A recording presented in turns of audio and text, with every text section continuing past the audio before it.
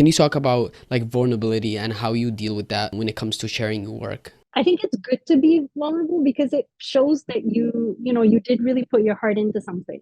And at the same time, it's hard to deal with because somebody kind of comments negatively on it, then it's going to sting just because it's so close to you. But what I would say is that the more you put your heart into something, what I found to be true is that the more people will relate to it and people will connect to it because they can see that you've put your heart into it.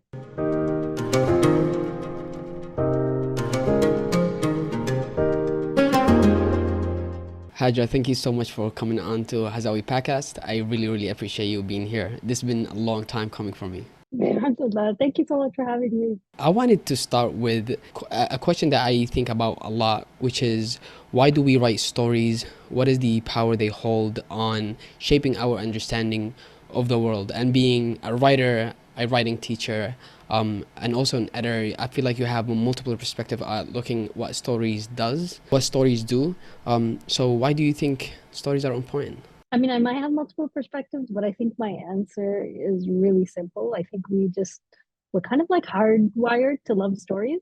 And I think that's sort of how I started. I started because I loved reading. And then, you go from like loving a story and knowing what it can do to you, how it can move you, how you can get immersed in its world, and then almost thinking like, maybe I could do this.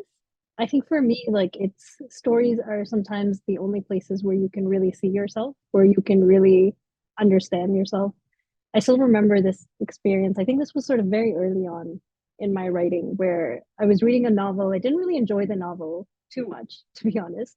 But I remember reading this line about one of the characters in the novel. She wasn't even the sort of main character, and it almost made me stop because I was like, "That's exactly like me," but I had never been able to articulate that about myself or really think of myself in that way. And I don't remember much from that novel, but I remember that one line about that one character, and I feel like stories can have that kind of lasting impression on you in a way that nothing else can really. You mentioned your writing journey, and I was wondering if you can share more about how did you get here? How did it all start? What turned on the lights for you? Was it a book that you read? Was it someone that you admired? How did it all start? I sometimes think about that question because I know a lot of writers, they'll say, like, I've been writing since I was 7 years old and I've always wanted to be a writer. But I think it wasn't really like that for me. I mean, my mom tells me that I used to love writing stories as a kid because that's what she would force me to do it like every summer when, you're home from school and you're bored and you don't know what to do. And she would be like, write a story. And I would go write a story, which was very much Disney inspired, the prince and the princess and that sort of stuff. But I remember like just hating in English in high school. It wasn't my strong subject at all. I really loved math. I loved science. And then in grade 12, I remember I had an English teacher, and the very first day of class, she went around the room and she gave out this letter to everybody. And it was essentially like a letter introducing herself to the class. And there was something about reading that letter that really struck me as being very beautifully written. And I guess I read it and I just thought, this is beautiful. Like, I wish I could write like this. And I remember that was the first English class that I really enjoyed. And we read The Great Gatsby in that class. And that was probably the first book that I really enjoyed just kind of studying and just really appreciating the musicality of the language in that book. And then at that point, I think was when I sort of seriously started to write, but seriously in a way as in just like I enjoy writing, like let me write more. And I don't really remember much like of what kind of stuff I wrote, but I remember when I was in undergrad, that's when blogs were really popular. So I think I like a few of my friends had blogs and I really enjoyed reading them. And that's when I thought, I could have a blog. And so I started a blog and it was a fun experience. Like I really did enjoy writing it. And at the same time, I feel like that was also really important in my writing journey because whenever people would comment, and most of it, is your friends, right? That's sort of how blogs went. You shared it with friends. You had a couple strangers who would read it, but mostly with your friends. But even still, it was really, really affirming to read people commenting positively on stuff that you wrote and telling you, I really love this. And I think that almost like really bolstered my confidence in my writing, even though I still always felt like I can't call myself a writer. I'm very like, who am I to call myself a writer? And just feeling very nervous about the whole writing thing, because if you tell people you're a writer or you want to be a writer, there's this big question mark around, like, well, what are you going to do with it? Are you going to be this best-selling author? Are you going to be the next J.K. Rowling? And nobody wants to set their sights that high. So, but I really enjoyed that experience, and I think from there I started to sort of slowly write fiction, just kind of dabble into it. And then I took my first fiction writing class, which was an interesting experience. I took two classes with sort of the same instructor. I applied to an MFA, I didn't get in. And then I think I just wrote by myself for a while. I'm really glad I didn't give up on writing. And then I think I found sort of more books and teachers that kind of aligned with the way that I wanted to feel when I was writing, and the way that I felt like writing should be taught. And then from there, I just sort of kept on writing. Alhamdulillah, I have a few short stories published. I'm working on a collection right now, hoping to finish it by the end of this year, inshallah. So that's, yeah. I mean, there's a lot that happens in the middle, but I don't want to keep going on. No, I think your experience is relatable in a sense that I also did not grow up like wanting to be a writer. When I hear people saying that, like, they were born and they were like saw books and they started reading them, and I'm like, how? I literally spent my childhood in Yemen getting beat up or playing soccer. That's all we did as children.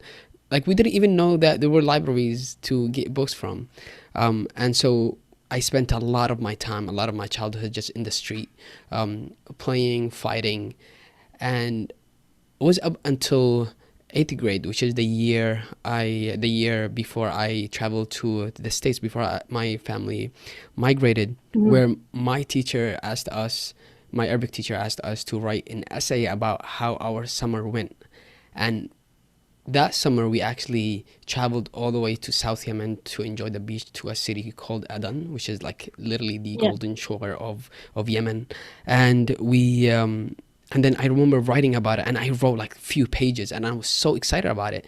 And when I came to class the next day, everybody else had like a paragraph or a few sentences, and everybody laughed at me. And I was so embarrassed. And I will never write again. And so a year later, I traveled to the States, had to learn English from scratch. Didn't really interact with Arabic as much, except with like reading Quran or any other like religious function, but not necessarily with the language itself by reading books. And then it was up until I got to college when I just started journaling, because I just found I found it that it organized my mental space more, because I was just going through a lot during that time. I started noticing that in my journaling experience, while I'm journaling, characters will pop into my stories or into my experiences, or experiences that I didn't really like experience but I wanted to experience and I was writing about. And I felt like a religious guilt, because I'm like, I'm lying right now. I'm lying to myself in my journal. Right, exactly. And then I approached a professor of mine who wasn't even an English professor. He was my political science professor. And I told him I really just enjoy like writing. I don't know what is it about like writing stuff that I enjoy, but I enjoy it, and I enjoyed reading books. And he told me, just journal every single day, and then at some point something will click. I did that for years. I just journaled. I didn't write stories or anything until I graduated from college. And then I met him again, and he told me, look, I think you need to give a shot to an MFA program. And then I was lucky. I only applied to one MFA program, which is in Hunter College in New York City, where I lived. So I had all these limitations. It was that year I got married. We had rent to pay. So I had all these like, not even limitations, but these boundaries that I built. So I was like, all right, the program has to be in the city. It has to be fully funded, because I was broke. And I had all these criteria, and the only program that had everything was this one program, and I applied to it and I got accepted right away, alhamdulillah. Oh, alhamdulillah. Yeah. So from there, we're just like history. Literally my first writing class workshop was in my master's program. I didn't even know there were workshops for writers. This is how crazy, or how like disconnected I was from the writing world. But alhamdulillah, right now when I look back at it, literally the steps that I was guided through it, like it worked well. So the point about not growing up with a desire to be a writer and then like, you know, finding that on your way Yeah. definitely is something that I relate to. So, you know, that's interesting because I actually grew up in Saudi Arabia. I was born in Riyadh. So my dad used to work there. Like my parents are from India. So I'm originally Indian. Um, and so I mean, I knew about Saudi boys playing on the streets. Like we weren't allowed to go on the Yeah, streets, yeah, but yeah. that's so our childhood was very different being sort of expats. The schools that I went to just had like a small library. And I remember just rereading the same books over and over again. And I really enjoyed reading, but like it was such a limited selection. Like I remember reading Black Beauty like 7, 8 times, like Jane Eyre. My family came to Canada as well when I was 12 years old. And up until then, I think all the books that I had read were really about like white kids, white authors.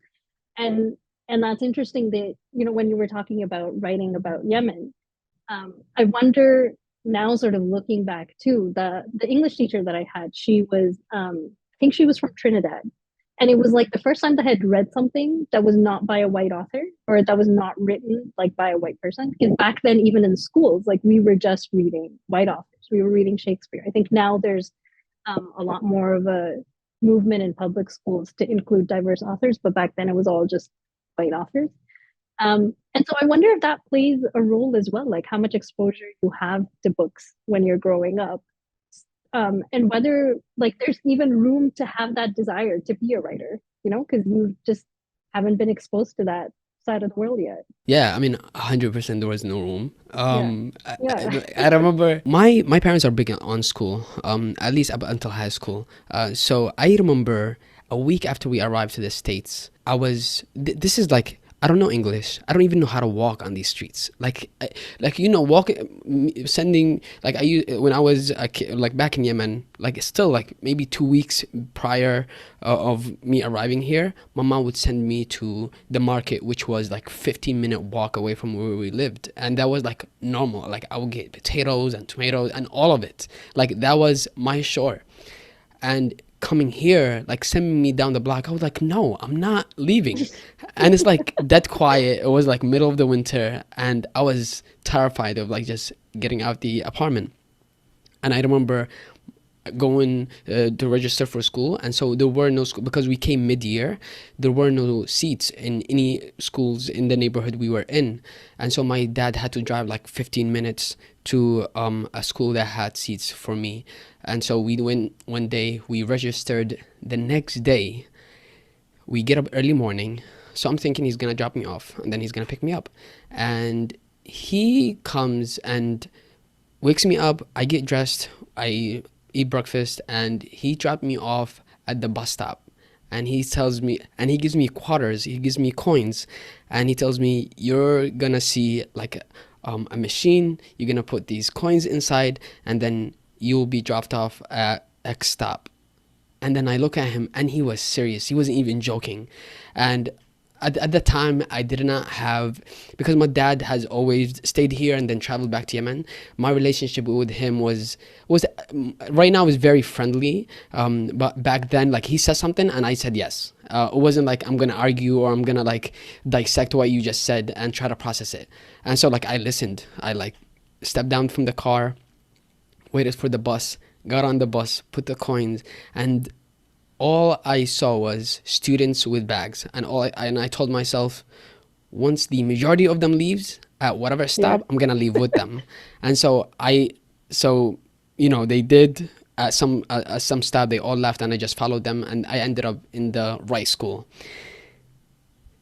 The Yemeni experience, at least for boys, when they come to the States, is that they work in their father's grocery store, and they take over once they're old enough. And most Yemenis do that. Right now, there is a lot more of us going to school and getting degrees and getting professional jobs, which is great. And there's a lot more diversity in careers as well.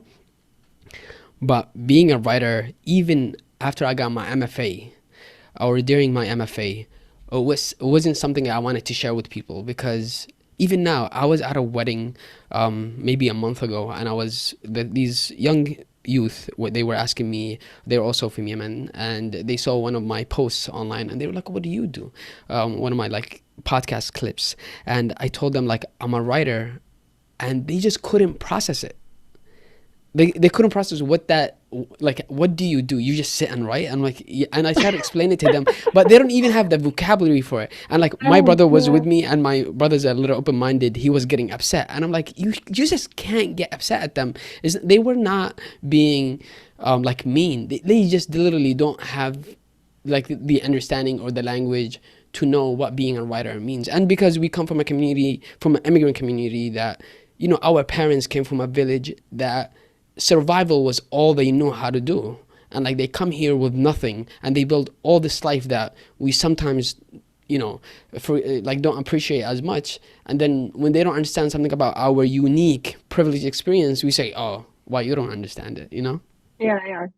No, that's actually really interesting because one of the questions that I really love to talk to writers that I work with is like, who is a writer? Like, what images come up for you when you think of who a writer is? And often, you know, the range of responses goes from, you know, kind of someone who's like has a you know, a cottage where they can just go and write for days on end, or like a little barn in the forest, or just, you know, like just this idea of this person who doesn't do anything else except write. And then often that person is not from their community. And one of the things that I like to talk about a lot is really kind of just opening ourselves up and expanding our understanding of who a writer is, and what a writer can look like. And we do have, like, I think in Urdu at least, there's like a whole tradition of poetry, which I know nothing about, but I know, like, I grew up hearing my parents, like, you know, appreciating poetry, and just me like completely not understanding any of the words, because it's like it's not even conversational. It's almost like, I think if I compare it to Arabic, it's like Fusha, and then like conversational Arabic, it's something like that. And then, you know, when we sort of open up the dialogue, like the people from different cultures come up with, you know, other, or not really come up with, but they realize that they do have these traditions of storytelling as well in their cultures. And sometimes it's oral storytelling. And it's just that we were never programmed to think of that as writing, you know? So for us, it's like writing is just this very straightforward thing that like other people do, and we have to kind of enter these spaces and feel like we have to belong, and even though we don't belong. And there's just like so much emotion mixed up about it. But I really think that, you know, I mean, for our communities, and to like sort of encourage more people to go into storytelling too, is really just to like open up what storytelling really means, what being a writer really means. You know, even things like, people will tell me, you know, actually my grandmother like used to always write letters to me, and I used to love that. And I was like, well, she's a writer, right? That was her way of sort of communicating with you, and that's what she loved to do, and that's the way in which she expressed herself as a writer, right? Rather than like sitting down at a desk all day with no responsibilities and just being able to tell stories.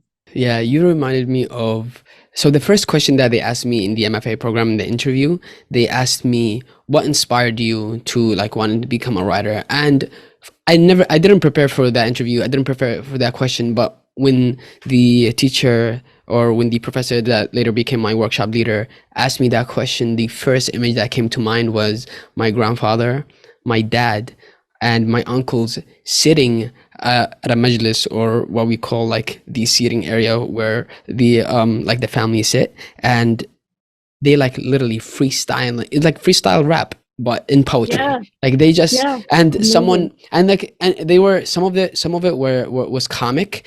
So someone would mention a, you know, like he's bald, and then like my grandfather would like make fun of this person who is in our majlis about how bald he is and what it means to be bald. And it was like, and some of it was deep, and it connected to like death or God, or يعني, Allah subhanahu wa ta'ala. And so like it varied in topic, but the whole thing about like rhyme and, you know, language and communicating in ways that has like a thread of storytelling was always there. Yeah, it's there in our tradition. We just don't sort of identify it as being a writer. Yeah, I agree. Earlier you mentioned the your experience in blogging, and Mhm. I'm interested in you talking about, is blogging dead? I feel like that's a that everybody Yeah. asks that. But I think the thing that you mentioned earlier that struck me was the positive affirmations that you get and how important they are in the very beginning. And if you want to be a writer, but you have no way to know where to start, if or like, is it a blog? Is it start writing stories? Where would you start? So is blogging dead? I don't know. I think people don't have blogs anymore, but they have Substack. They have Instagram. I mean, influencers on Instagram, like that's really just blogging, but just a different form of it, right? Like, I mean, we wrote not I well not we, but I wrote like completely random stuff on my blog sometimes that I wouldn't write now, but it was just you're just having fun, right? So I think blogging is really just communicating and storytelling too, and that's always going to show up in different forms, just depending on sort of what the popular technology is. But when it comes to like positive affirmations, I really think it's not just for beginner writers. I think like writers in any stage of their writing really, really benefit from positive affirmations, but not just sort of in a fluffy way. I mean that positive feedback in a way that really shows them what's working about their writing. And this was something that sort of going back to my writing journey was the thing that I felt was really missing. Like when I first took my writing workshops, I really wanted to learn how to write fiction. So I took sort of, short fiction 101. It was, I mean, I don't know how things are in the States, but in most universities here in Canada, we have, what are they called? They're almost like continuing education. That's what it is. They have like a continuing education department with like different courses and different fields, and anybody can sign up for those. So they have a whole creative writing department, and and authors run these classes. So I signed up for sort of short fiction 101, and it's interesting because like right from the very beginning, I think there's like an introductory class, and then probably from like the second class, you bring in a piece of writing and you read it out loud, and everybody goes around and gives you feedback, except the feedback is I mean, some of it is like, oh, I love this, like this was really good, but the feedback is, okay, do this and you should do this and you should do that. And so if from day one of learning, like that's what you're learning, what's not working, it feels very difficult to know, like, am I actually doing this right? Like like it becomes something almost that gives you anxiety rather than joy, because now when I'm writing, I know that next week I'm going to take this to class, and then they're going to tell me everything that's wrong with it, and everything that I need to improve. And I think I did that. So I did sort of the short fiction 101, and then the second class, the 102, so level 2 was more into workshops. So you actually submit something beforehand. It's only like 3 writers a class, and then everyone goes around the room giving feedback. So it's like even more negative attention on your story and very little. And I remember coming out of those classes after that thinking, like, okay, yes, I learned something about character and sort of all of those craft things, but I don't know if I learned anything about my own writing, right? Like, what am I doing right? And so I think after those 2 classes, I sort of said, okay, I kind of had this sense that I'm going to do these 2 classes, and I'm going to do an MFA, and then I'm going to be a writer, right? And then I did the 2 classes, didn't love them. I still applied for the MFA because I thought, I wanted to do it. And then I didn't get in. And then, alhamdulillah, I'm really glad that I didn't let that discourage me, because I was like, okay, I'm just gonna do this by myself, because like I love writing and I want to sort of keep doing it. And at the same time, I was reading other short story collections. I was looking at other online classes. I think that was when online courses were just sort of starting to come up.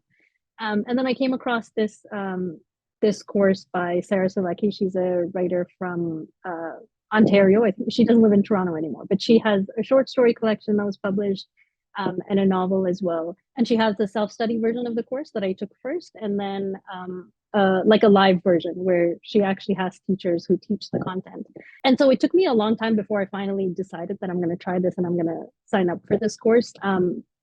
But one of the things that I really loved about it was that for almost the entire length of the course, you only get like sort of positive feedback on your assignments, meaning that every assignment that you submit in relation to a course, you like your teacher and your peers only give you feedback on sort of how you took what you learned from that lesson and how you were able to apply it into your writing and where you did that correctly. And her whole philosophy was that, you like, it's almost like critiquing is like pulling out weeds in a garden, and you can't sort of pay attention to the weeds too much right at the beginning. You need to kind of grow your garden a little bit. I mean, something like that before, like, you go to pull out the weeds. And then obviously at the end of the course there is a critiquing component. You submit a full draft of a story, and that course I think was really transformational for me for many reasons. One was the positive feedback. Another one was that it was the first time I had a writing teacher who wasn't white.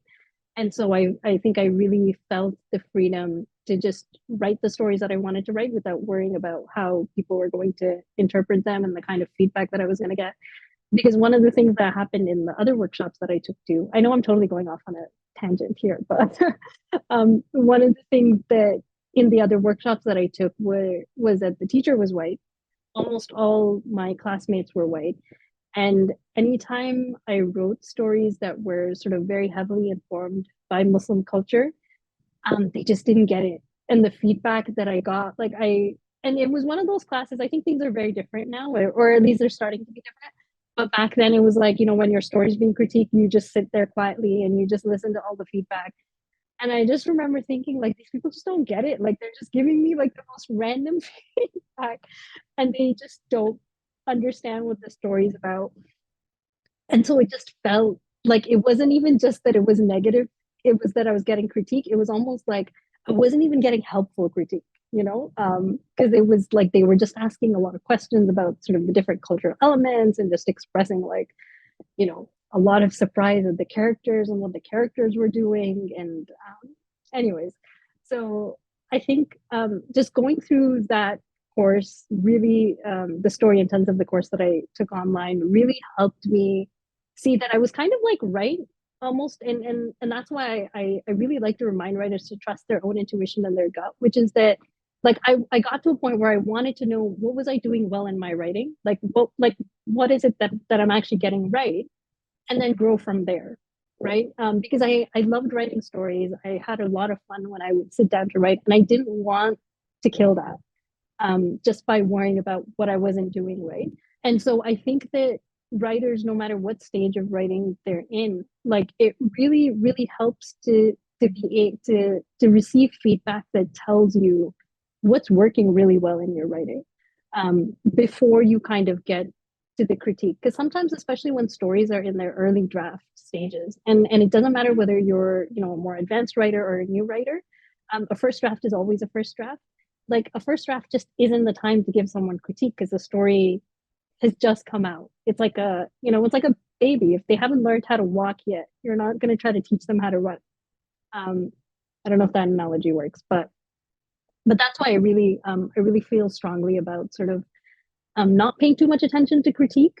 I mean, it does have its place, but also to really like have be brave enough to kind of share your writing. So in terms of places where you can do that is definitely, like, I've seen a lot of writers now use Substack, which seems like a good medium to share long form writing. Or even just, I've seen writers post little snippets of their work on Instagram. And I think just receiving that feedback can be incredibly reassuring that that you're, like, it's not just all in your head. I think we all like that reassurance that the things that are important to us, like, aren't just in our head. Like, I just don't think my words are good, but somebody else reads it and it's trash. I don't know if that answered all your questions.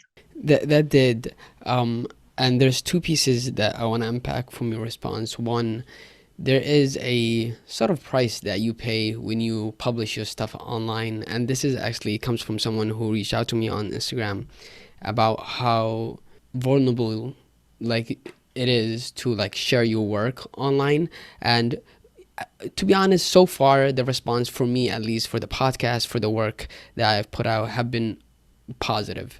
I haven't seen like any negative stuff that come away. And I think even if I do, I feel like I'm calloused enough because I've gone through a workshop, and it's like a very like hard experience, and like it builds that muscle for you to just like ignore voices. So can you talk about like vulnerability and how you deal with that when it comes to sharing your work? I don't know if there's a good way to deal with it. I think that the more risk that you're taking with something, the more vulnerable you will be when you're sharing it, right? So, I mean, when I put up a blog post and somebody doesn't like it, like whatever, it doesn't matter to me, right? But certainly if I'm writing something that's very personal and I'm kind of like really putting my heart into something, like I think it feels a lot more scary to share that. And I've recently, I think it was last year, that I published something that was like my first creative nonfiction piece, and and I wrote it after my grandmother passed away in India, and I haven't like I've only interacted with her like a few times, and I say interacted instead of met, because even I remember like when we would go to India as kids, like, and spend our vacation, like I can't remember like a single full conversation I've had with her, because it's just, you're a kid, you just want to go play, and like, and when you don't know your grandparents, like it's hard to connect with them. And that was my experience with my grandmother. She's my mom's mom. May Allah have mercy on her. And so when she passed away, I still felt a lot of grief. And it was weird for me because I wanted to kind of understand where this grief was coming from, even though I didn't really know her very well. And so I ended up sort of writing about it, and then kind of almost turning it into, and I realized, this has structure to it. I can kind of creatively take this and um almost like paste a narrative onto it. And I remember it was like the first time when, after it was published, I normally, and I've published short fiction before, and it still feels scary to put it out there and to put a post on Instagram saying, hey, I've published this, like, go read it. But I remember with this, like, I tried many times and I just couldn't bring myself to share it. Like, it was almost, I think, a week, maybe even longer after it was published, that I finally like pushed myself to just post it online and to share it. I think it's good to be vulnerable because it shows that you did really put your heart into something. And at the same time, it's hard to deal with because you've put your heart into something, and if somebody kind of comments negatively on it, then it's going to sting just because it's so close to you. And I don't think that ever really goes away. But what I would say is that the more you put your heart into something, what I found to be true is that the more people will relate to it and people will connect to it because they can see that you've put your heart into it. And more often than not, even situations that you might think are like very, very unique to you and nobody's going to relate to those to that situation you're writing about, emotions are universal, right? So whatever emotions you're experiencing, whether it's fear, grief, loss, all of those are universal. So you will find people who will connect with what you're saying. And when you do get the negative comment, like, again, it's easy to brush it off if it's not something that you really put your heart into it. I would hope that if you have put your heart into something, somebody who wants to comment negatively will just shut up and then go away and not actually comment. But again, the online space is just so unpredictable and wild that it's possible people will say stuff. And hopefully you have a good support system around you to help you kind of navigate those things if they do come up.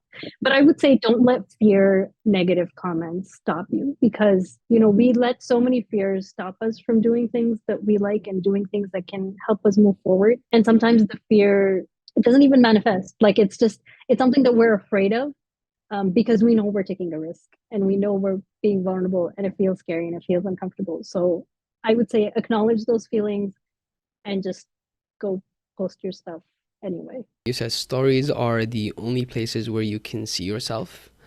And then when you start talking about your journey and beginning to writing, you said that you sort of discovered your style, or you discovered your sort of what type of writer you are through writing. I'm wondering and maybe this is a question about voice, how do you find your voice? But what kind of writer are you, and how do you discover that as a general practice? I don't know. I would hope I'm an honest writer. No, I think so. I don't really understand the question of voice, to be honest, because I know a lot of, like, other writers have asked me that question. And I feel like voice is just this like elusive thing that writers talk about. I remember one writer, she's a published writer. She has like, she's published many, many books. And I took a class with her once. And she said, voice is something that you develop over time. Like it's, like you have to kind of work to discover what it is. And I don't know if I believe that, because then it means that until you've written all that stuff, your voice is like not really your true voice until then, because it's just like it just feels weird to think of it in that way. The way that I like to think about voice is really just how we think about ourselves, right? Like, I mean, I'm not the same person that I was 20 years ago. Um, and we're always sort of changing and growing and evolving. We're hopefully discovering new ways of thinking about things that we used to think in certain ways and now we don't anymore. And I think that's how it is even as a writer. Like there are stories that I'm writing now that I know I wouldn't have been able to write when I started. Excuse me. And and I know that to be a fact. Like there are stories that I remember kind of trying to write very early on and just having to abandon them because I couldn't really figure out how to tell those stories. And then finding that 10 years later, those stories like kind of still stayed with me, and that now I'm able to write about them in a way that I know for sure I wouldn't have been able to write back then. And it's a matter of like skill as well. Like obviously the more you write, you grow in skill and your understanding of craft gets stronger. But also I think it's just you grow as a person. And so your voice shifts and your voice changes, but it's still you. Like you're always going to be you, even when 20 years ago you're a different person and now I'm a different person. And I think it's the same with like your writer's voice. Like your voice is you, it's your voice, and I don't think it's really separate from your writing. Does that make sense? Yeah, it makes total sense. Still struggle with that question of voice. I don't know. Like, and I've been writing for quite some time now. I don't know if I have a voice. I feel like each story has its own voice for me. And although there are things that are similar in maybe style or whatever it is that holds them common, that I prescribe them to me. I don't necessarily feel like I have a stamp. That like I can read a Stephen King novel or like story and be like, this is Stephen King, because I just feel like it's just like he just recycles stuff at this point. Yes, that's why. But then I don't have the luxury to write like 6 hours a day. I don't even know I have a stamina for that. um but then like, so I feel like each story that I write is totally different. Like the story that I just published, Home is a Holiday, it's about like is from two point of views, and it's about this young Yemeni guy and then this black TSA agent. But then my other story is about colonialism, and they carry, not even the language is the same because they send two different periods, and so they are forced to be very different in a way that I doubt people will say, oh, this is by the same writer. Yeah, I think the one thing that sort of I remembered when you were talking is that in Canada, thankfully, we have like a good um, grant, like arts organizations that are run by the federal government and the provincial government, and they give grants to writers. So when I was applying for one of these grants for my short story collection, you have to put together sort of an application and talk about your work. And that was really strange for me the first time I did it, because I was like, I don't really know how to write about my writing. I mean, I know what I write, but so I was talking to kind of other writers just to help get a sense of what I should be saying in these stories, and or in this application rather. And one of the advices that I got was to just sort of journal about my writing and what I feel like my writing is about and what my stories are about. And that was a really interesting process, because I realized that there is, even though to me, like reading my stories, I can say, this is completely different from this one, and this one's completely different from this one, and there's no kind of single thread running through them. When you actually zoom out and you try to take a bird's eye view of your own writing, it's interesting, like the themes that come up. It's almost like there is a thread running through it, and those are the things that are, I mean, I want to say those are the things that are like the things that we're obsessed with, but it's just those are the things that we're trying to grapple with in our writing, and they come up in different ways in different stories, even if you can't see them from the surface. So I would suspect there's probably something similar like that in your work and in every writer's work, right? Like, what are the things that we're trying to get at in our writing and in the different stories that we're writing? And I think it just goes back to sort of who we are as people, right? Like, there is something about us that is unchangeable. And I think even though, to different people, like we might interact with them in different ways and we might have different sides of our personality. That's like different stories that we write. They're almost like different sides of our personality. Anyway, it's getting very theoretical and abstract, but it is interesting to think about, I think. Yeah, I feel like my comment thread is that every story has to have a mean uncle and aunt. Like, I don't know Yeah. why. But they make it to my stories, and my aunts and my uncles will never read my stories, which I'm very, lucky for.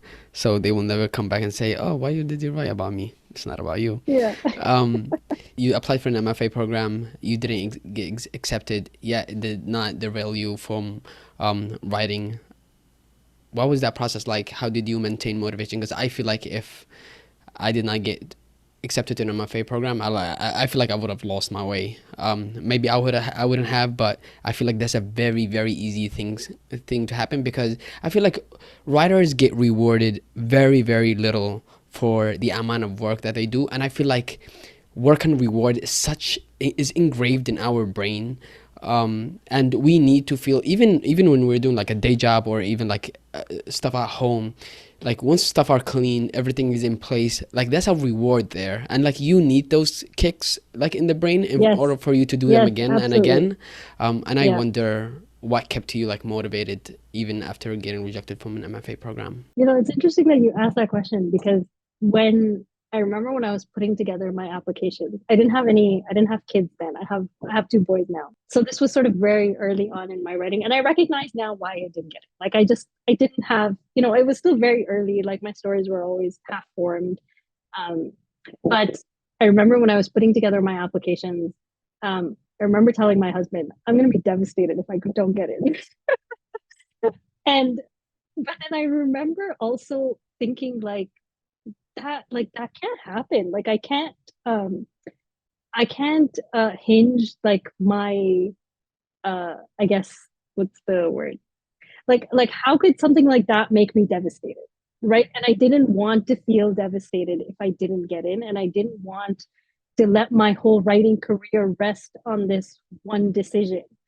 And so, subhanallah, it was my faith. Like I remember after I sent in my applications, every day I would look at these verses from Surah Hadid. Um, I can't remember like the exact translation, but it was really, I mean, they were about like not like being boastful when you get something, and not being too I guess depressed when something misses you, because like all of it is from Allah. And I remember just reading those verses like almost every day, like just reminding myself that everything is from Allah. Like if I get in, it's because this was something that was decreed for me and it was good for me. And if I don't get in, then alhamdulillah, like there's something else for me. And then I remember when I got my rejections, I felt okay. Like alhamdulillah, I wasn't devastated. And I think acknowledging that feeling very early on and recognizing that it wasn't good to feel that way really just helped me to sort of shift my expectations with regards to writing. And honestly, I'm so grateful that I didn't get in, alhamdulillah, because now sort of seeing back, I know that probably, an MFA experience would have been very similar to the workshop experience that I had, and that I would not have enjoyed it. And it would have, I think it would have made me depressed really about my writing, and it wouldn't have made me sort of as confident of a writer as I am now, alhamdulillah. I don't know if I can vouch for MFA programs all the time. I think for me it was the right thing to do. But also my daughter was born in my second year, which and like I was working full time. It wasn't an easy experience at all. Like sometimes I remember those times I'm like, I don't know how I was a human during those like weeks and months. Like literally, like my schedule was to the T. Like I couldn't, if anything interrupts my schedule, like everything falls off. That's how crazy it was. So I can't say that I had a very like rosy experience. I mean, I know writers who've done MFAs and they have really enjoyed it. So I'm not hating on MFA programs. And I mean, I think if I had gotten, obviously I would have loved it and I would have gone. I think for me, it was just the desire to like to be a writer and to publish a book. And and I think what I had to recognize was that an MFA is not the only path to that, and that I can still I mean, it to me at the time it had seemed like the most straightforward way to get there because I knew, you know, writers go into these MFA programs, they have manuscripts that they work on, and then they come out of them, and you know, they're like pretty fully formed. Like they might have to do revisions and stuff, but at least they're well on that path, and they have the support and the structure to do this writing thing. And I think for me, it was realizing that that's not the only way, and that there are many different ways to be a writer and to still get at the same goals that you have. Yeah, so not hating on MFAs just because I didn't get it. Leave those negative comments away if you want to go to Yeah. an MFA program. I want to ask you about your writing routine. What is it like now? How has it changed over time? When is the best time for you to write, especially now that you're a mother? And I know that changes everything. What is your writing routine like? I don't really have a writing routine. I would say I struggle with routine a lot. I like the idea of routine, but I struggle with routine a lot because, you know, Netflix just ruins everything. But I think I've tried many times in my life to have routines, and sometimes it's worked really well and sometimes it hadn't. I remember before I had kids, I would write for sort of half an hour before I went to work. So I would just get ready, you know, have my breakfast, have my coffee, do my writing, and then go on the subway, go to work. Before that, I remember writing on the subway a lot. Like it was just my quiet time. I had like a, you know, at least an hour long, sometimes 45-minute commute. And so at different times in my life, I would use that. When I had my first child, I didn't write for a very long time, which, you know, now I would say, yes, of course, that's normal. But I beat myself up a lot at that time, thinking, I have a kid now. Like, I can't let go of this writing thing. And I think I was really harsh with myself. You know, I mean, in the beginning, the newborn phase is really hard. But once he had settled down a little bit with his sleeping routine, I remember like I would wake up at 6 a.m. every morning and just write for an hour. So before my son woke up, sort of before my husband woke up, that was my thing. And I honestly loved it. Like, I would pray Fajr and then I would write but then, and I did that for quite a while actually until I got pregnant again, and you know, and then it's like I couldn't. I was just so tired all the time, and then again those feelings of like, you know, I wish I could write more, and like, and then you beat yourself up because like, you know, you want to write and like you can't let kids get in the way of your goals and blah blah blah. But at the same time, like I think I realized sort of slowly that, you know, we always have writing seasons, and sometimes we can write a lot, and sometimes we just need to take a step back and just enjoy life and not worry so much about the writing. Because I think one of the things that I think I felt really afraid of was that if I lost momentum, then I would never get back on that horse. But that's not true. That, you know, every time I've had long breaks from my writing, I've always been able to go back to writing, and I think just experiencing that has helped. And so I recently had a very long break from writing, but I think it was just because I got so busy with work, and you know, even the days that I wanted to wake up early in the morning, I would just be so exhausted by the evening that I would just watch Netflix for 2 hours. And then, of course, you can't wake up early in the morning. So now I try to write sort of like about an hour, at least a couple times a week after I get sort of the most pressing work stuff done. Because otherwise, I find that like I'm just thinking about work and I can't really get into the flow of writing. Last summer, I went on a writing retreat when I couldn't write for a while, which I really loved. Highly recommend it if it's possible for you. Like, I just went to a cabin by myself. Not that all you have to be a writer. I mean, you can be a writer without doing that. But alhamdulillah, I had the chance to do it. My kids are old enough now.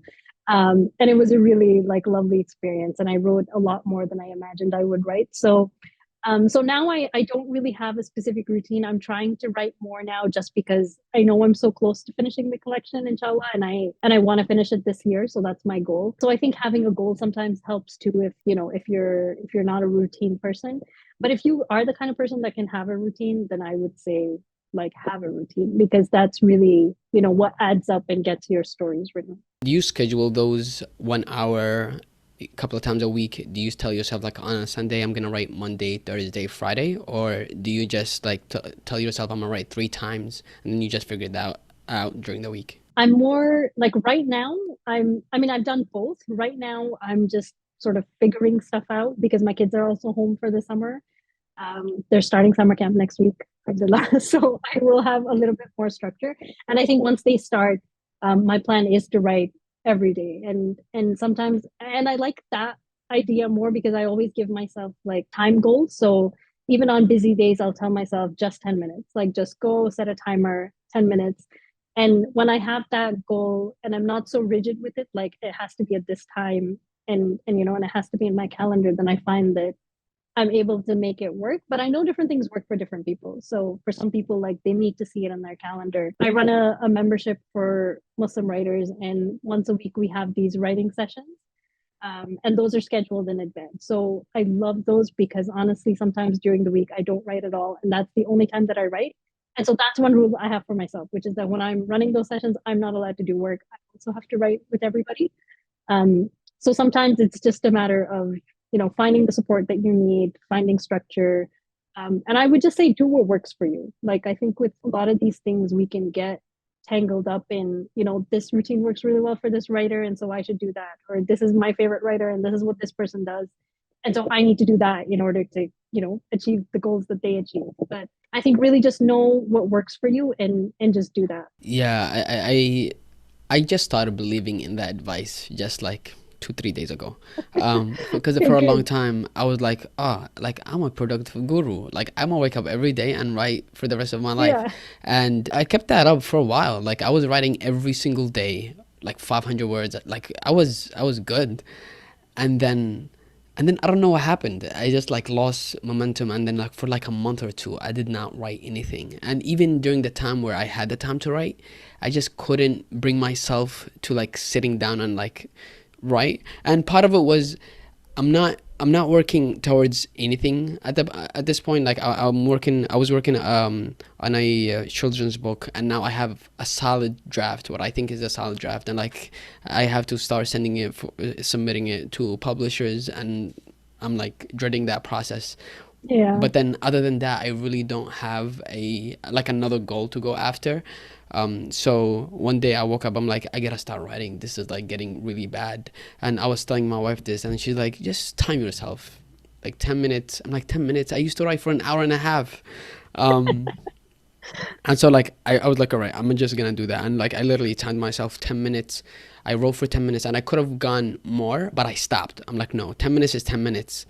And then the next day, it felt so good the day before that I wanted to do it the next day. I'm like, I can do another 10 minutes. And it was like during work. I'm like, I can do this during lunch. And then I did it another 10 minutes. And now it's been going for 3 4 days now. And it's Okay, awesome. like I like it. This is my new routine, 10 minutes every day.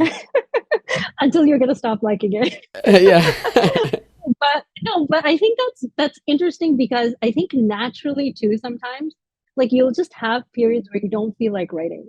And I think like the writing advice that we get, you know, writers have to write every day, you have to be on a routine. Like all of that feels like it makes you feel so guilty when you're not writing, and it makes you beat yourself up.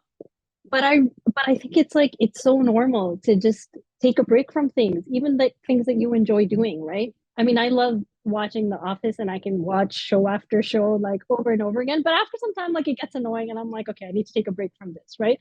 So I think with anything that you love, like it's normal to take breaks. It's natural, and I really think that we sometimes even go through seasons. Like I find that when I write things that are really emotionally heavy as well, you know, I had this experience too where like I wrote a short story and I worked on it really hard for a very long time, pushed myself because I had a deadline, like an editor was waiting to get it, so I knew I needed to finish it. But it was just such a heavy experience that once I sent it in and it was done, I couldn't go near my writing desk. Like I would just not even look at my desk. I just really needed that space to just let all of that emotional heaviness almost like leave me before I was able to go to my writing desk. And at the time, I didn't really understand why. I just knew I didn't feel like writing. And so I think that there's always going to be these things that make us not want to write, or for whatever reason we don't feel like writing. And I think it's important to listen to that as well and to try to understand, where is that coming from? And even if you don't want to understand it, like that's okay. Like just, don't write for a while. It's like it's not gonna go anywhere. I think that's the thing that I remember I used to feel scared of a lot, which is that, if I have an idea, unless I write it down, it's going to leave me. I mean, that's one reason I don't like Big Magic. I know a lot of writers say they love that book, but I remember when I read that chapter where Elizabeth Gilbert talks about like ideas visiting you and that if you don't grab them, they're going to go to somebody else. I was like, no, no, this is not one for me. So, enjoy your writing breaks. If you're not writing, like just enjoy the break guilt free. And you'll go back to writing when you're ready for it. You mentioned you running programs, and I know you run two programs, the Ground Writers program and the Writers Lounge. Yeah. Where, like, when you're working with these programs, what is the most common challenges that you notice or people share with you when it comes to writing, and how do you help them overcome their challenges? I think honestly, most of it is really just about writing fears and writing expectations. And I think a lot of writers don't realize this until we actually, kind of do these sessions. And how I love to run these sessions is really just to kind of give like a short journal prompt to writers before we get started. So one that we recently did is, just something simple like what's your biggest fear when it comes to writing? Or, what are expectations that you place on yourself when you're writing? And until you actually articulate that to yourself, you don't really realize the weight of those fears and those expectations. And a lot of times it's things that we talked about. It's fear of like what other people will say. It's fear of like critique or rejection. It's the ideas of who a writer is. Things like when I write, everything should be like flowing beautifully. I don't have any mistakes and like I'm able to move people with my writing.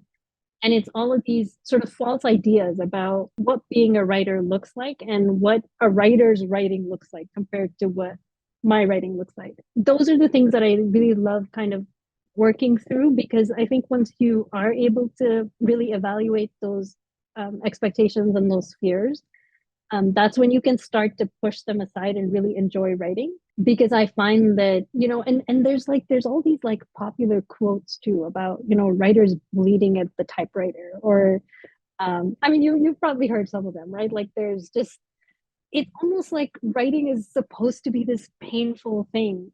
And yet like we still love doing it. And it's just, to me, it doesn't work. It's there's a Somali writer that I recently invited for a Q&A session in one of my programs. Her name is Siman Noorali, and she published these chapter books. They're around this 80-year-old Somali boy. His name is Sadiq. And it's just sort of like, these fun stories about him and his school and his friends and clubs that he runs. Like he has this thing that he just starts these clubs all the time. And in our Q&A session, she said something that was so simple, but that really struck me. She's like, writing should make you happy. And I was like, yes, writing should make us happy. Like, why does writing not make us happy? And yet we still want to write because we know that there's a part of us that really loves this writing thing.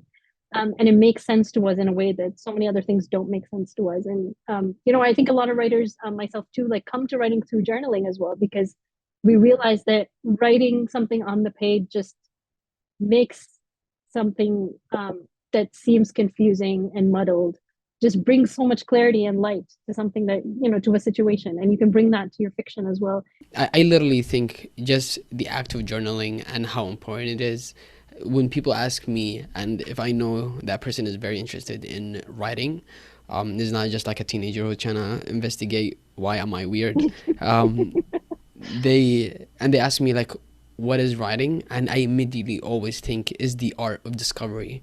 And I find it in journaling, especially, I would journal about an experience I'm going through, or something that I've been thinking about, or like a problem that I have in my own life that I'm trying to like sort of process it mentally. And the minute that I write about it, I discover corners that I haven't, or like positions that I haven't looked at this thing from. And it just helps me first like organize my information, like just my mental information, in a way where when I speak about them, they are a lot more like organized and they make sense to even me. And then the other thing is they make me sort of look at whatever problem I'm dealing with from a bird's eye view, as opposed to like being this person who's experiencing this, to being this character that's experiencing this, and like how can I deal with it. So that's how journaling has been very, very helpful for me. Yeah, definitely agree with that. And I think for me, even like writing fiction is really the art of discovery, right? Like why is this character struggling so much with this thing, and how are their relationships being affected by it or affecting the thing that they're struggling with, and all of that is like a lot of fun. Yeah, I'm writing the story right now that's set in a hospital, and I've never. My wife is in the hospital setting. She's a physician assistant, so she talks about a lot of like the stuff that we talk about at home is Mm. about medical stuff, and I'm a writer, so imagine those conversations. So this is the first time I'm writing a story about a character who's in a hospital, and then this character that I'm writing, is the way he talks is weird. Every time I allow him to talk, or like I literally just type the quotation marks, he talks in a way where I'm like, why am I typing this right now? um and like I don't know why. Like I know what is the question he's responding to, but the way he responds to questions in a way that like I sound crazy because I almost sound like I'm not writing the story, someone else is.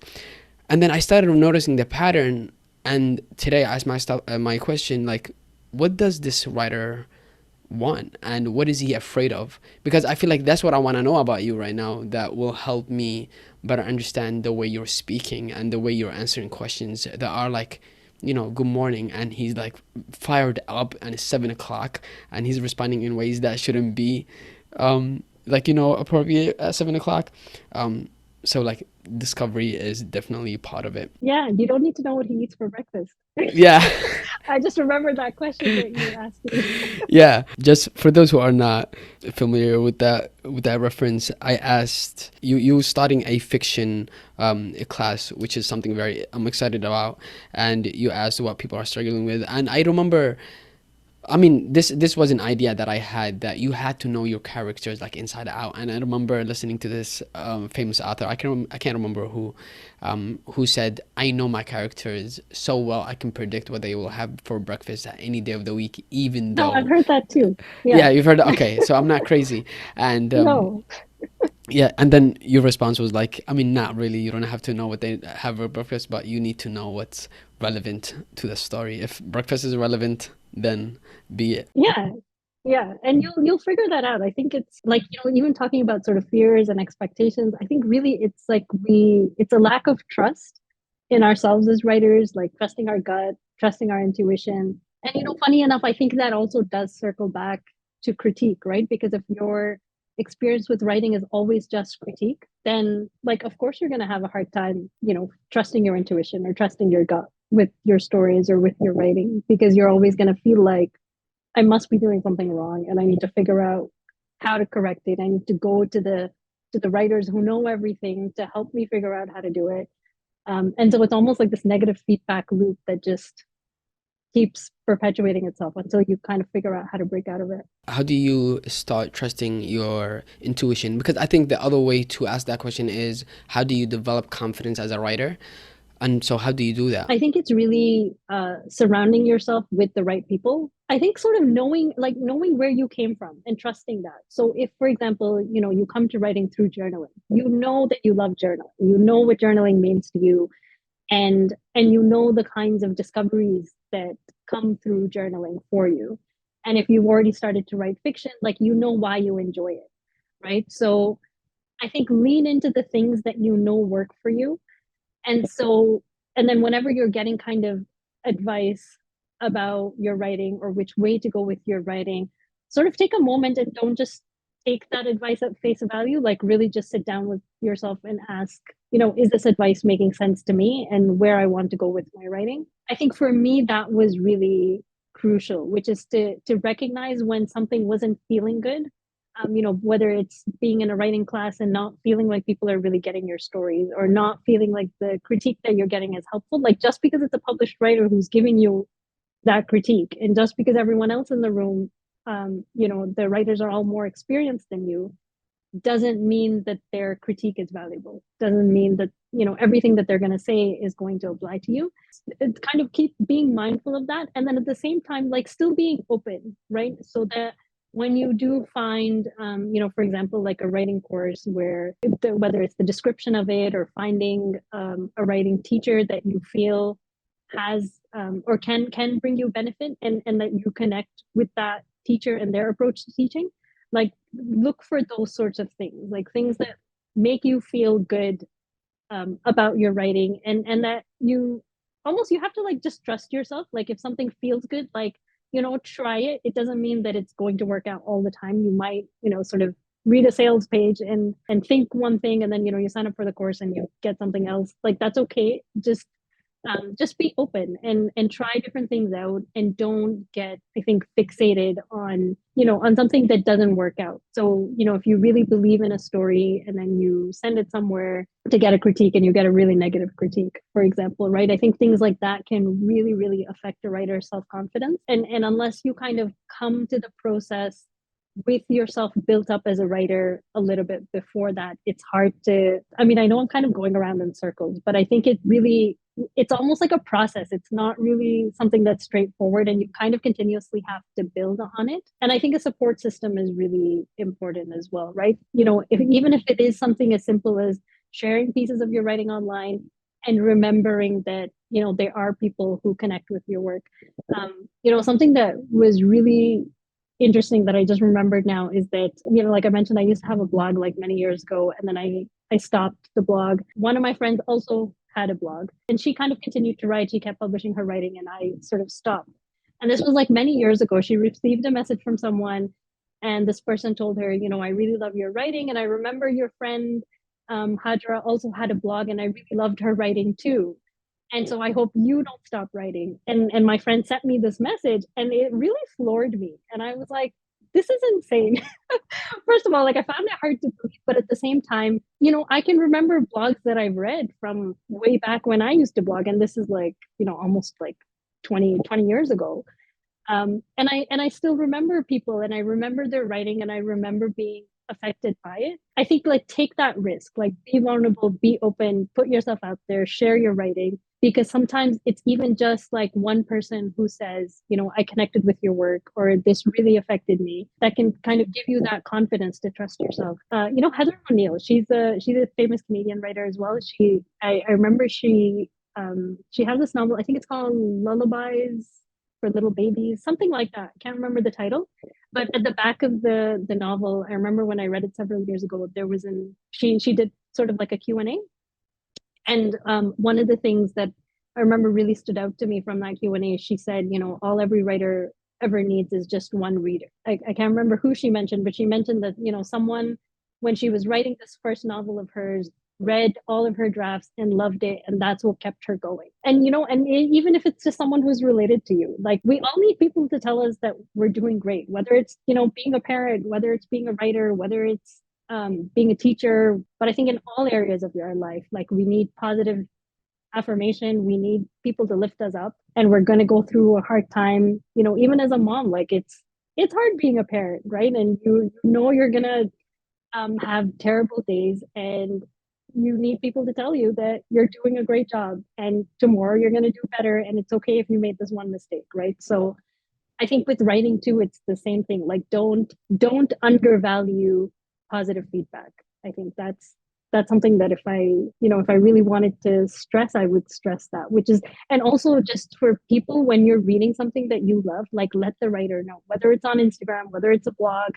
I don't do this often enough myself, so this is good advice even for me, because I know that I wouldn't be where I am now if other readers didn't do that for me, right? If they didn't read my work and tell me, this is really moving and I really love this. So Yeah, I totally agree with that. I had someone who reached out to me maybe a few months after I started a podcast, and like, starting a podcast is a very hard process, because I started open, like, I started just interviewing, like, my friends, anybody that you want to get interviewed, come on. yeah. And so that's how it started, and then I started, like, narrowing it down. I'm like, all right, I really enjoy just speaking to writers, because I feel like that's the thing that like I liked speaking about. But if you're talking about something else, I'm just listening and trying to be interesting, and like that just felt a little flaw.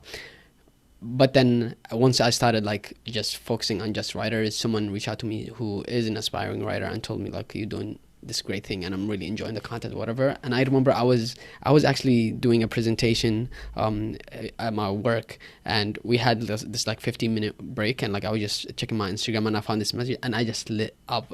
I was just like full of energy. It's like I had lunch and like I was like right back at the presentation.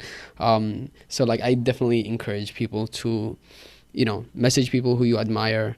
A kind word doesn't cost anything. I mean, isn't our tradition, isn't the Prophet's decision, tradition is to like, a smile is a charity, and so is like bringing people's happiness is also, I mean, removing even something from the path that is harmful, it's something that can like, grant you Jannah. So our even religion is embedded in these positive feedbacks and like bringing people's joy, because life can be tough sometimes, and we sort of like need each other.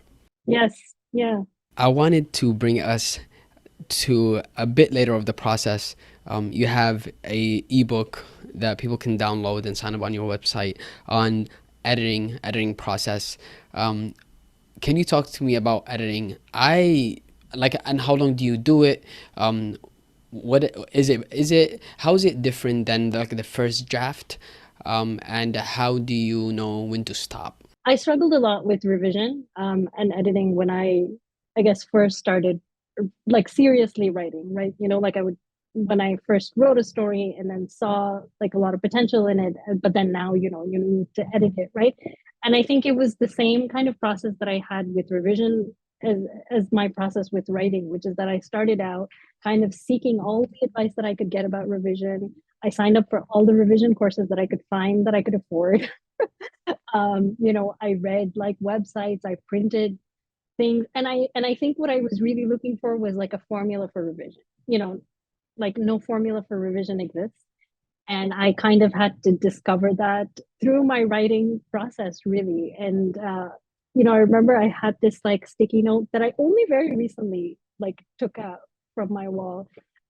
It's this quote by like Raymond Carver, who's a short story writer. I think it was like, or I never do less than 20 or 30 edits on a story, something like that. Or I think he said I do as many as 20 or 30 and never less than 12. So it was like that was my benchmark. And I remember this one story that I worked on. It was probably like the one of the earlier stories that I had written, but I had really loved it. Like just the way that I wrote the story, like just came to me very organically. It was like that experience of just characters kind of taking over and just writing the story. And I remember I took that story through so many different versions and did so many revisions just because I knew I had to hit at least 12. And none of them made the story better. Like I remember by the end reading it and just thinking, this needs to come out. Like this needs to come out. And it was all the additions that I had done in the revision.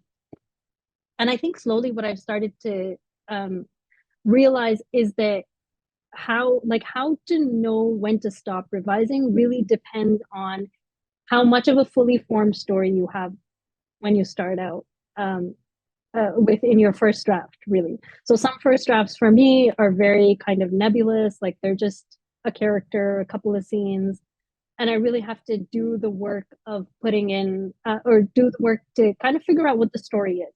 In which case, the revision process is very much like writing a first draft. Like I'll just give myself prompts to kind of write more scenes about the story, write more about the character. And so it's almost like you take that first draft energy into like every revision, like a full kind of round of revision that you do, because that's really the way that I find that I enjoy it until you feel like you have enough of the story and then you kind of go into editing phase, right? But some stories like will come out like very fully formed, or it's just that I write my first draft for like such a long time that I have enough content that I can now kind of zoom out and see, well, what is the story really here? So I think revision really depends on at what stage you finish your first draft. And sometimes your first draft can be like, very, very far along so that you don't actually need to do much revision. You're just kind of maybe moving things around a little bit, cutting some things out, and then going into kind of line edits and copy edits, things like that. I think really the hard part of revision is kind of evaluating what you have in the first draft and how much more you need, and what you need to get a story to like a full draft stage. So I actually used to hate revision just because I think I didn't know how to revise. But now I really love revision because to me it's just an extension of writing. And one of the things that in my ebook that I talk about really is that journaling is such a key part of my revision process, because sometimes I'll have so many scenes and I'll have a character and it's just like I can't really make sense of it, and I'll just journal about the story. Or I'll just journal in the voice of my character, something like, what I really want to say is, or what I really want this person, another character in the story, to know is.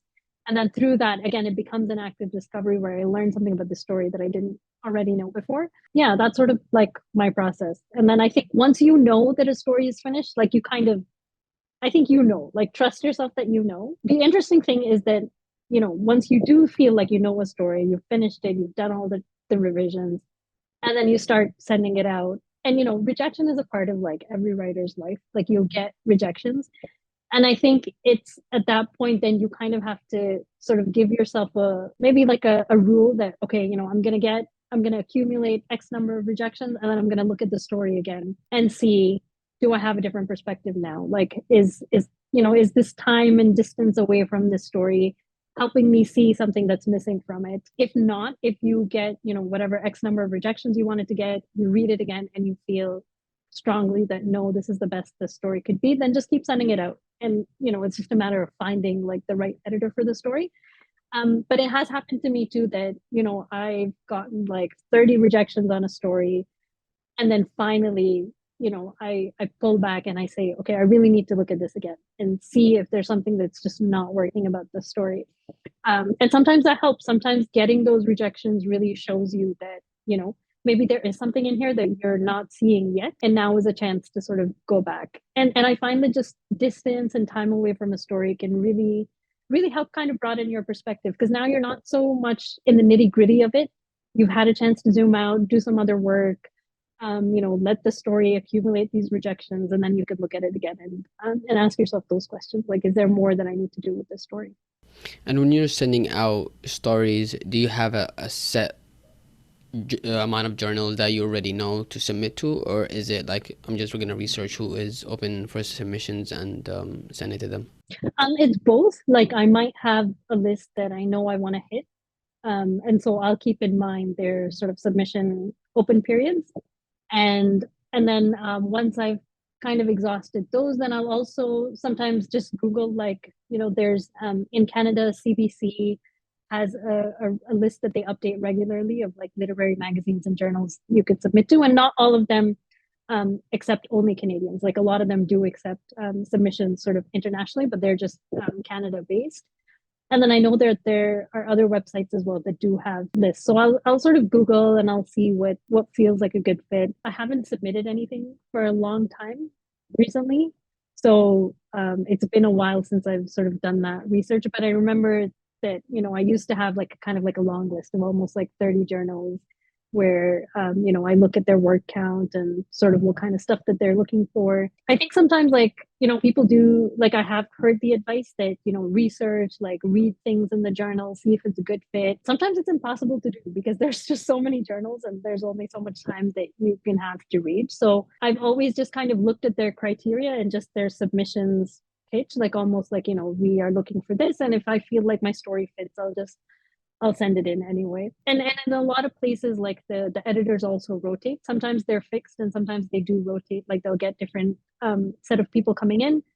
And so, it's not always fixed that just because one editor rejects your story in that journal, it doesn't mean that, it'll get rejected again. So just keep trying. I mean, it's just the nature of the game. What book have you recommended or gifted to others the most? I don't know. The interesting thing is that I feel like I don't read as much as I used to.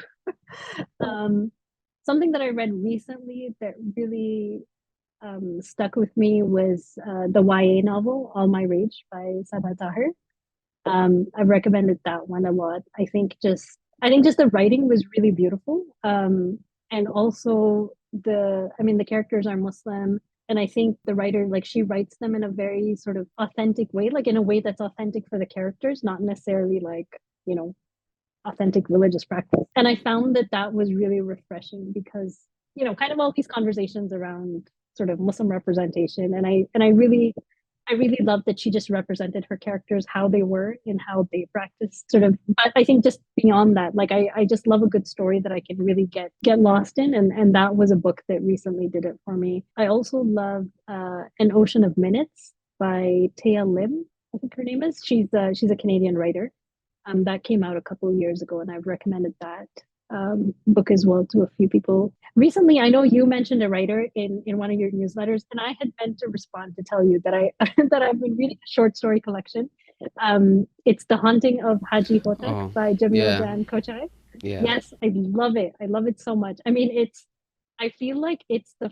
Did you talk about that book or did you talk about his novel? Because I haven't read his No, I, novel. I, I talked about that book. I just finished his novel a couple of weeks ago. He's just like an amazing writer. Yes, yes. I haven't read his novel. I remember getting his short story collection because I read a negative review of it in like the New York Times magazine or something like that. And when I read that review, I was like, I need to read this book. It sounds like this reviewer just has a chip on his shoulder. And I love it. I feel like, you know, I've been telling a few writers about the book. And I think, you know, I think because it's a short story collection, a lot of short story writers do like to experiment with form and structure.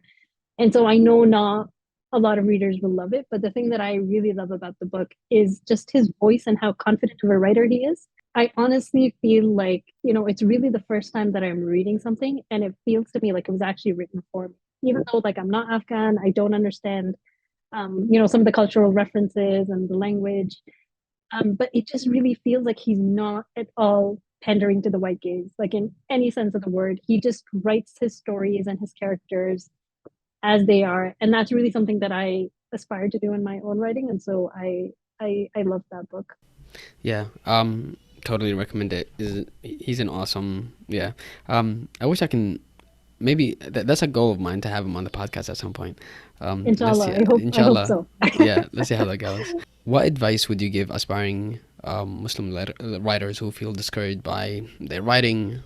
They're not motivated, and how do they continue to just write stories? The advice would depend on what it is specifically that's not motivating them or what they're struggling with. But I think in general, I would just say just write. I think it is important to learn craft. Like I will add that caveat, despite everything that we've talked about, right? I think you know, it's important to learn craft because that's how you can write engaging stories. But I think craft isn't hard to learn. Like I think that writing is a skill, and once you sort of learn kind of like the basics of craft, it's really just a matter of writing a lot and putting into practice those things that you've learned. And I think just appreciating that it can be a process, right? It's you know, sometimes like I like to give the analogy of driving. Like when I learned how to drive, like it took me a long time to just even drive in a straight line, right? Like you know how to drive, you know what the different things do, like you know the brake, the accelerator, but like your brakes are always jerky when you first learn how to drive. Like you have to kind of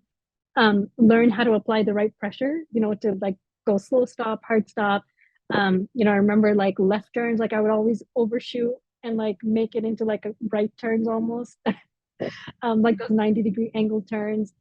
And it's just it's normal. It's normal because you just learned how to do it, right? So it's gonna take time for it to feel smooth and for you to write your first drafts with everything that you've learned just kind of naturally coming into those drafts. And but I think that if you're patient with yourself and if you're patient with the process, you will see your writing grow. Like I've seen it you know, in writers that I've worked with, right? Like we'll be struggling with a few different things about craft, like draft after draft after draft, and it just takes writers kind of like a long time to really see it and apply it in their own writing. And then suddenly, like in a matter of time, like it'll just click. And it's so it's really humbling to see, and it's so amazing to see also because now I can tell them, see, like you trusted the process and you showed up for your writing, and I told you that this would happen, and it did. And it's really like a very like almost celebratory moment for me. Like I feel really happy for the writers because they can see also like how they've grown in their writing and just and also because like I know how hard the process is, right? Like I know how many stories I've written that like I just had to trash because they were just like practice stories, right? So I think don't get discouraged if you feel like you're not getting it, or if you feel like you're getting a lot of rejections. Like it might just be that you're sending your work out too early and you just need to spend more time just developing your craft and developing your skills. So just, I would say, just keep at it. Like it's a skill, and remember that all skills kind of take time to to learn and to perfect. Like even something like sports, I think, works as an analogy, right? Like when you start playing a new sport, it does take time. It takes time to practice, and you have to do lots of drills. My husband loves playing hockey, and my kids love it too. And my husband is always trying to teach the boys that, like, you have to practice certain things. Like you have to practice stick handling, but they just want to play. Like they don't want to practice those things, right?